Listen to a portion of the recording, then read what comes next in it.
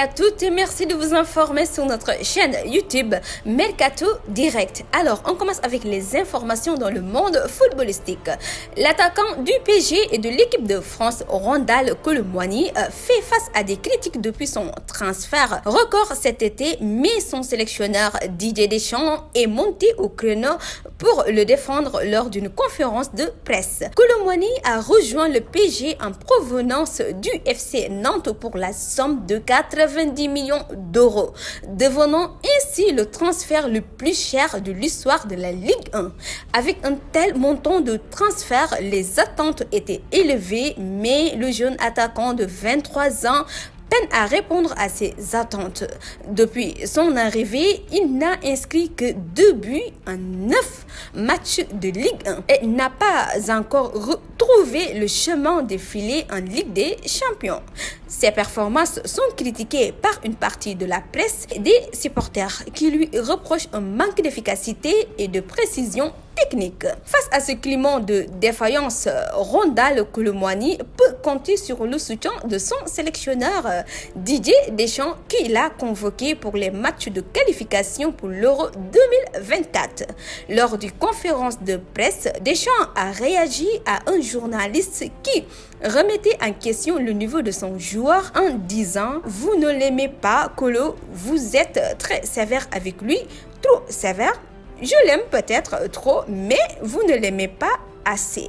Vous ne voyez pas assez ce qu'il est capable de faire, même s'il peut faire mieux. » Le sélectionneur a ensuite expliqué les qualités de Kolo Muani en tant qu'attaquant axial qui peut se déplacer rapidement dans l'espace tout en reconnaissant qu'il a des domaines dans lesquels il peut s'améliorer, notamment dans son jeu dos au but. Deschamps a souligné que le jeune joueur avait besoin de temps pour s'adapter et se développer, tout en mettant en avant son potentiel important. Ainsi, Didier Deschamps a clairement affiché son soutien envers Kolo Muani et a défendu son joueur contre les critiques tout en reconnaissant qu'il avait encore le chemin à parcourir pour atteindre son plein potentiel. Alors, on se passe donc cette fois-ci Carlo Ancelotti, l'entraîneur du Real Madrid, a remporté tous les trophées majeurs avec le club, dont la Ligue des Champions, la Liga et la Coupe du Roi.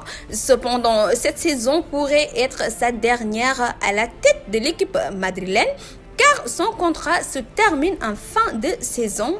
Si tel est le cas, son bilan serait globalement positif, mais une ombre au tableau subsistera.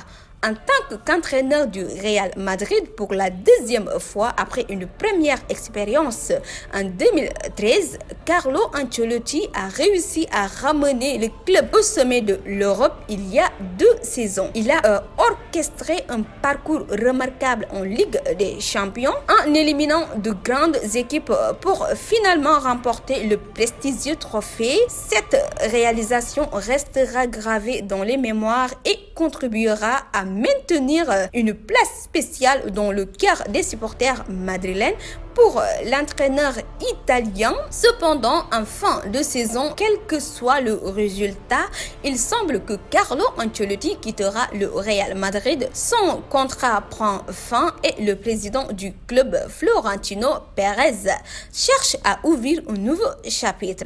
Des noms tels que Xabi Alonso, Raúl et Roberto de Gerbi circulent comme favoris pour prendre la relève. Ces entraîneurs sont considérés comme représentants de la nouvelle génération et sont susceptibles de mettre en place un nouveau style de jeu. La raison principale de cette potentielle séparation est le manque de promotion des jeunes joueurs issus du centre de la formation du Real Madrid sous la direction d'Ancelotti. Pendant son passage, aucun joueur formé entièrement par le club n'a réussi à s'imposer en équipe première. De plus, les jeunes talents de la Cantera ont rarement eu l'opportunité de démontrer leur valeur dans l'équipe première. Même en tant que remplaçant, le Real Madrid dispose pourtant d'un des centres de formation les plus prestigieux d'Europe, où de nombreuses stars du football ont été formées. Au lieu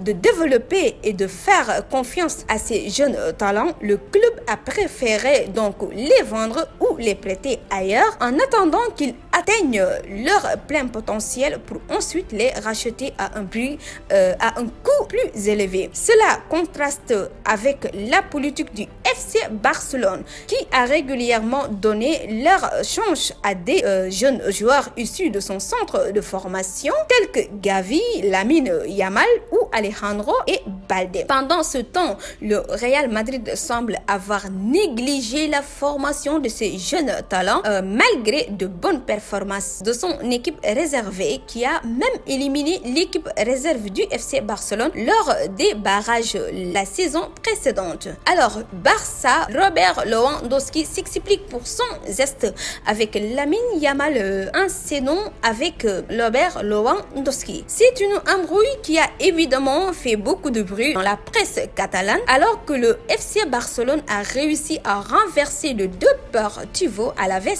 au stade Montjuïc. 2-1, un petit incident entre Lamine Yamal et Robert Lewandowski a étonné. Le Polonais semble énervé contre son jeune coéquipier au point de ne pas vouloir lui serrer la main et de lui mettre un vent devant tout le monde.